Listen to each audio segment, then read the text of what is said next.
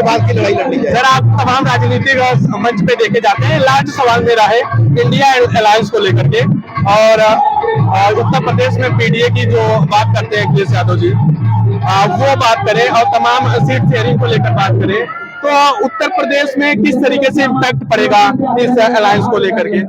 फर्क पड़ेगा, फर्क इस तौर पर पड़ेगा। मैं देखिए अतिशयोक्तिपूर्ण बात नहीं बोलता कि इतनी सीट उतनी सीट, मेरे पास कोई वो नहीं है पैमाना नापने का कि मैं सीट की बात कर दूं। लेकिन फर्क कैसे पड़ेगा, जैसे मुस्लिम वोट मैंने खुद महसूस किया कि नाराज था अखिलेश जी से, क्योंकि मुस्लिमों के खिलाफ जो उत्पीड़न हुआ उस पर ये उस मुकर्ता के साथ इन्होंने बात नहीं रखी।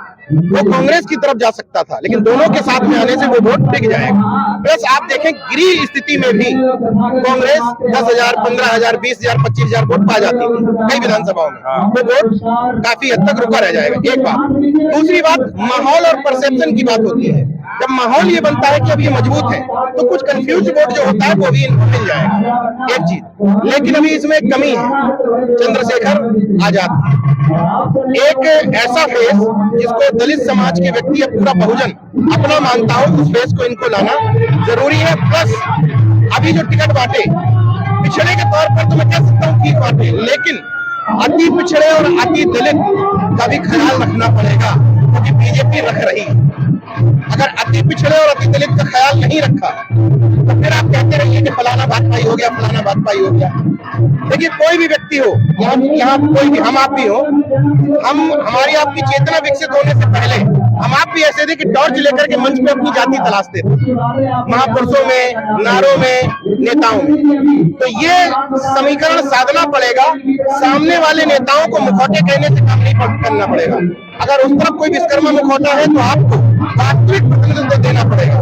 उस तरफ अगर कोई डिप्टी सीएम बना दिया गया है तो आपको वास्तविक, उनको आप मुखौटा कहते हो, आप वास्तविक तो दो, तो अंतर पड़ेगा।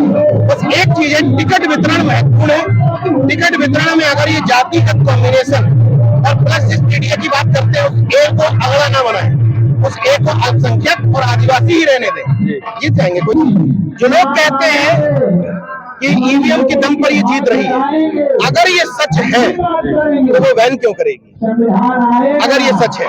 इसलिए मैं कहता हूं कि ईवीएम बैन की बात मैं बाद में करूंगा, पहले इन नकारी नेताओं से निपटूंगा कि तुम्हें जो करना चाहिए तुम वास्तव में कर रहे हो या नहीं कर रहे हो।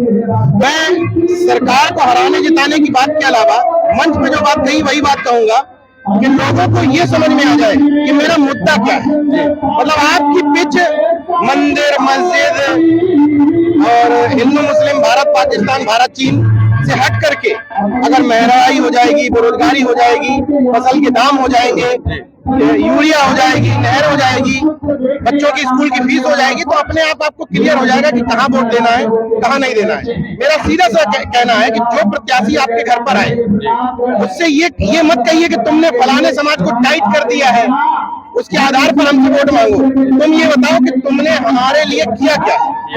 अगर कोई तुमसे अस्पतालों की बात करे, सड़कों की बात करे, रोजगार की बात करे, अच्छे स्कूलों की बात करे, वोट दे दो, लेकिन बात ना करे, ये गारंटी हो कि वो इस पर काम करेगा। मेरा सिर्फ इतना कहना है कि उसको हिंदू मुस्लिम के नाम पर वोट मत दो किसी को। सर, इस बार लोकसभा का चुनाव जो है काफी अहम होगा, ऐसा माना जा रहा है कि इस बार अगर लोकसभा चुनाव में परिवर्तन नहीं हुआ तो संविधान खतरे में आ जाएगा। इसको आप किस तरीके से देख रहे हैं? देखिए ये बात बहुत जगह से चल रही है, और देखिए कोई भी बात कही जाती है तो उसके पीछे परसेप्शन होता है। हाल में सबसे अच्छा उदाहरण चंडीगढ़ का है। चंडीगढ़ के चुनाव में आप देखिए कि सामने सामने धांधली हुई। अब तो स्पष्ट कह सकते हैं सुप्रीम कोर्ट में रिटर्निंग ऑफिसर ने मान लिया कि मुझसे गलती हुई है, मैंने वोटों की हेराफेरी की। इन सबके बावजूद चुनाव आयोग खामोश है।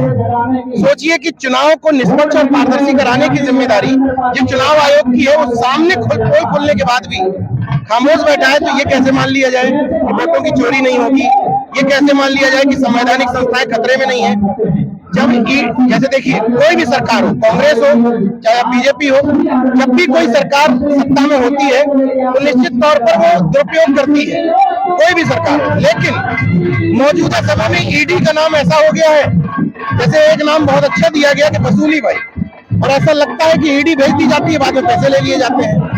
तो संवैधानिक संस्थाएं जिस तरीके से खतरे में है, जिस तरीके से लोगों को ईवीएम पर अविश्वास बढ़ा है, जिस तरीके से चुनाव आयोग की निष्पक्षता संदिग्ध है, इन सब परिस्थितियों को देखते हुए कहा जा सकता है कि संविधान खतरे में है। सर, अभी आप ईवीएम की बात किए हैं। ईवीएम में काफी दिनों से दिल्ली में प्रोटेस्ट चल रहा है, तो क्या लगता है ईवीएम बैन होगा या फिर आप, क्योंकि आप तमाम वो राजनीतिक दल के संगठन पे मंच पे देखे जाते हैं और कहीं ना कहीं एक निष्पक्ष तरीके से चुनाव होना ये आम जनमानस की जो है प्राथमिकता भी होनी चाहिए, तो आप किस तरीके से देते हैं ईवीएम? क्या वाकई में जिस तरीके से प्रोटेस्ट हो रहा है, क्या सरकार बैकफुट पे आएगी या फिर ऐसे ही चलेगा? देखिए, मैं ये कहता हूं कि ईवीएम में कुछ गड़बड़ी है या नहीं, मैं इस पे बात नहीं करूंगा, लेकिन चुनाव आयोग की पहली जिम्मेदारी है कि जनता को आश्वस्त करे कि मैं चुनाव निष्पक्ष और पारदर्शी करवाऊंगी, लेकिन नहीं करवा पा रही है। अगर ईवीएम को लेकर संदेह जनता के मन में उत्पन्न हुआ है तो आपकी जिम्मेदारी है कि वो डाउट क्लियर करें।